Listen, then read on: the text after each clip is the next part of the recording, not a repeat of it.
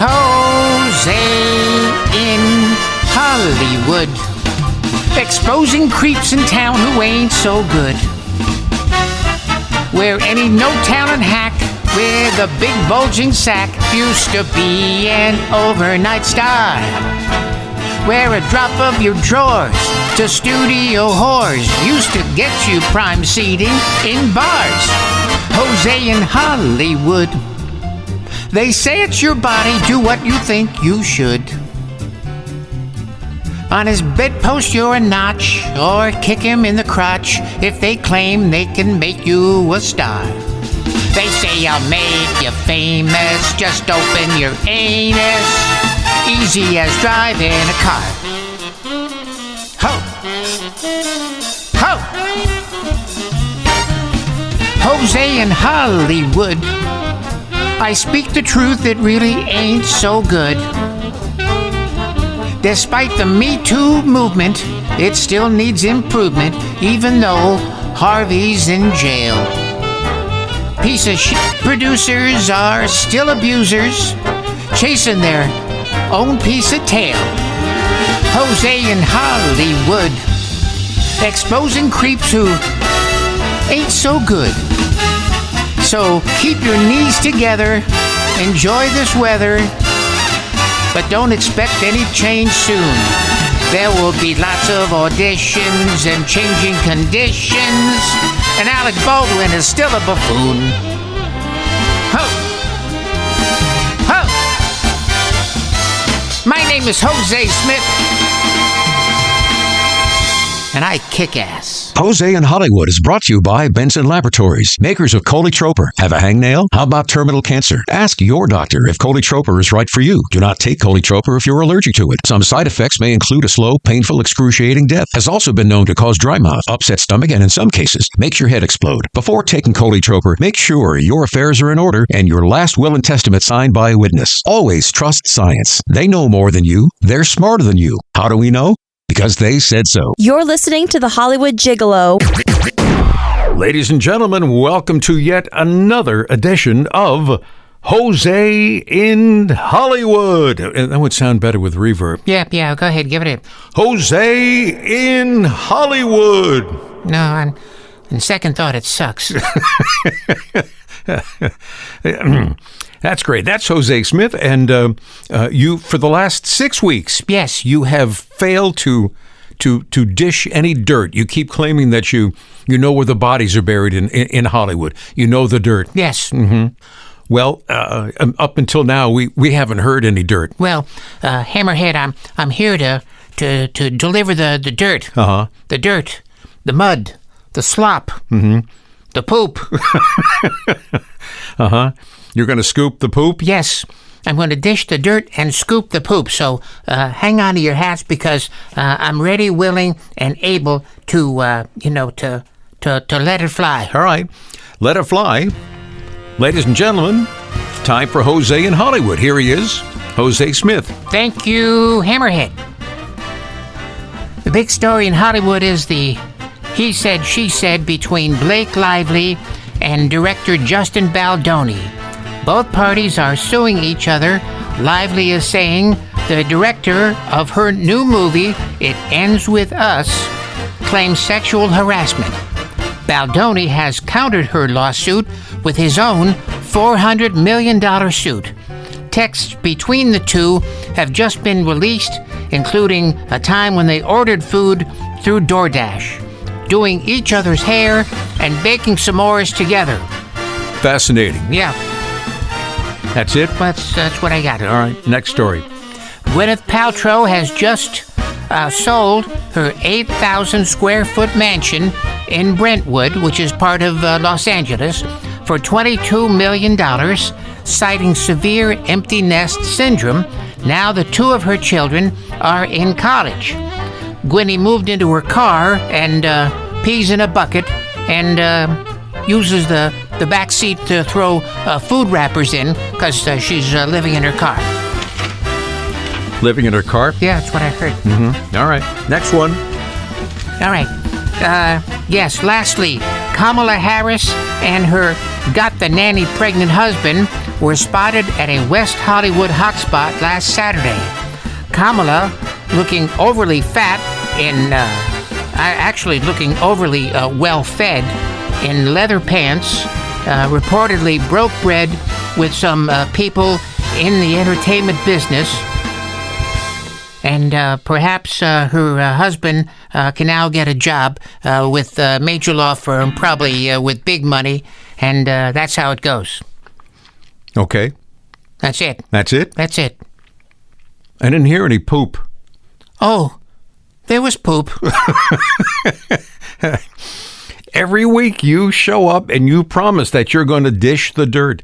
You know you have people who on the inside, Yes. that tell you what's going on. I mean, so you're giving us stuff we could get out of the New York Post.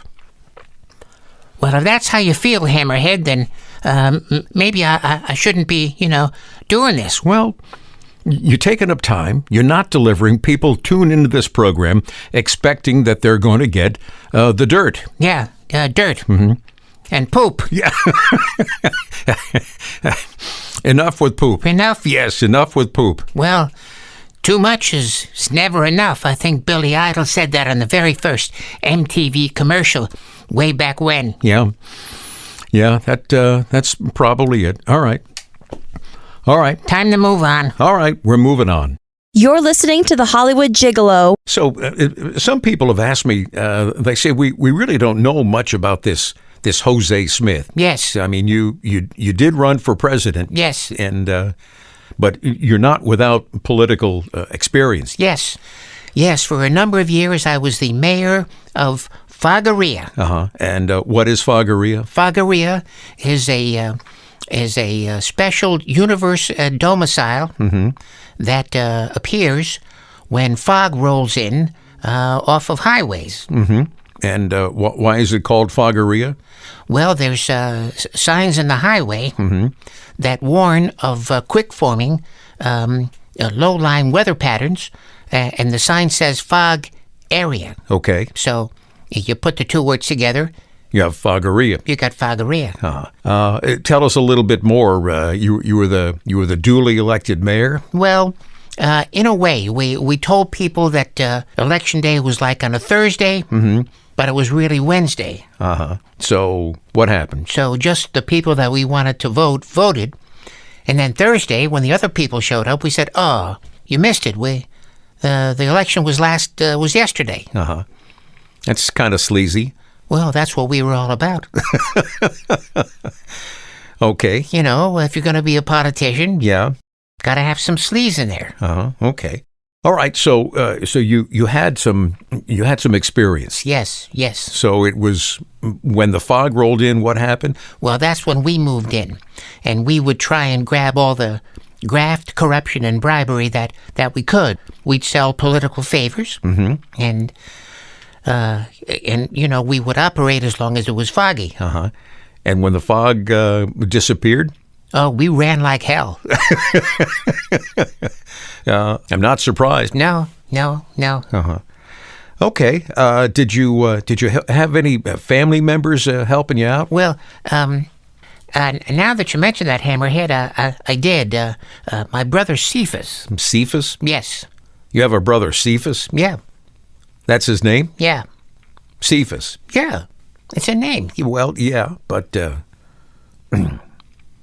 Cephas. Cephas. You know that my family is Canadian. I had an inkling. Yes. The only one that is not Canadian is me, because when my mother was pregnant with me and we lived outside of Toronto, she drove down to visit her sister who lived in Buffalo, New York. Okay. And she was still not due for another 3 weeks. Okay. But she was sitting apparently at the kitchen table, laughing her fat ass off. It's a terrible thing to say about your mother. Well, it's true. All right. Well, all right. Continue the story. Yeah. And she was laughing so hard that suddenly her water broke. Okay. And I popped out 3 weeks early, and I was born at hospital in Buffalo, New York. Okay. So that would have made you a U.S. citizen. That's correct. While your entire other family is Canadian. Yes. And how did that work out for you growing up? Oh, it was very dangerous. How so? Well, I was always afraid that I would be killed by a rival sibling for my citizenship. You thought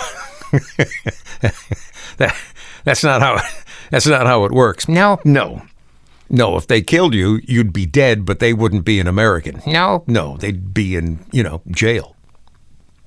I never knew that. Yeah. So your brother Cephus helped you out? Well, yeah, he came in. He got some he got some graft. He got some corruption money. Mm-hmm. He was an unusual child. Growing up, he would insist that he could tell the difference in taste between different colored M&Ms. I don't think that's possible. It's food coloring. It's there's no taste to it. No. We would blindfold him, and then there was like red and green and brown and orange, and he would open his mouth. Yeah. And one of my sisters would put an M&M on his tongue, and he would take it, and he'd say orange. Mm-hmm. How close was he? He couldn't get it right. But we kept feeding him M&Ms, and he got away with it. Okay, so he got more than his share of M&Ms, telling you nitwits that he could tell the difference between orange and red and brown. Yeah. Wow. Cephus. Yeah, Brother Cephus. Okay, and what about you? What about me? What has your social life been? Well, I've been married 4 times. 4 times? But I only recall 2 divorces. Okay. Yeah. What does that mean? I'm not sure. Married 4 times, but you only remember 2 divorces. Yes. And are you divorced now? Yes, I am. Divorced and looking. For wife number 5? Hey, it's like age. It's just a number. Oh, dear. What? Is it possible that you got married at some point and you were still married to the previous? It's entirely possible. Mm-hmm. But I won't tell anybody if you won't. Well, we just told the known universe that you've been married 4 times, but you only remember 2 divorces. Yeah, well, I worry about that when they come knocking on my door. All right. Well, fair enough. Did the gigolo work this past week? Oh, yes. Yes. I have a great story to tell you. We are absolutely thrilled here at Hozay in Hollywood to have with us that rising British preppy punk rocker, Dead Lewis. Hello, mate. I'm dead. Yeah. That's what we understand. You're here to perform, obviously. That's right, mate. All right, well, the floor is yours. How about the walls? That's a little bloomin' bloody dead humor.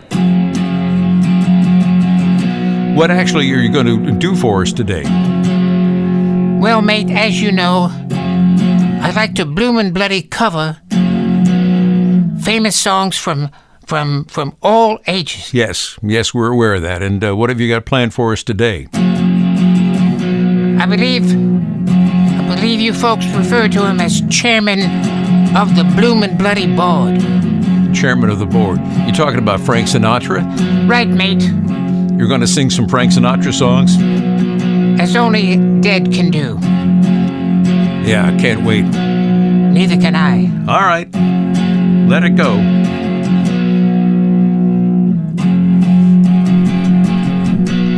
Strangers in the night, exchanging glances, wondering in the night, what were the chances we'd be sharing love before the night was through? Wait.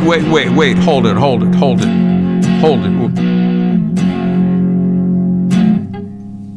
What's wrong, mate? What do you mean, what's wrong? That was awful. I don't know, mate. I think there are people out there that... You got anything else? I believe I do, mate. All right. Let it rip. All right.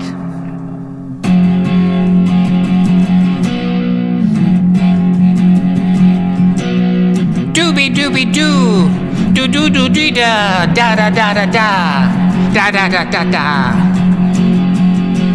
It's up to you, New York, New York.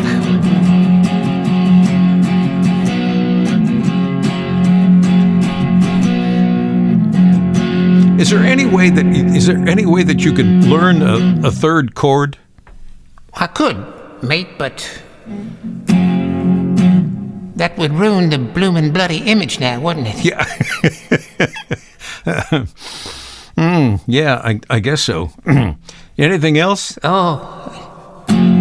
Come fly with me! Come fly with me! Fly. I don't know how it goes. You're doing... Thank God, you're doing us all a favor. I don't know. Maybe you just need more practice. Oh, mate. Practice all the time.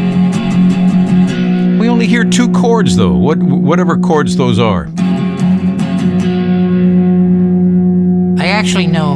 I know another chord.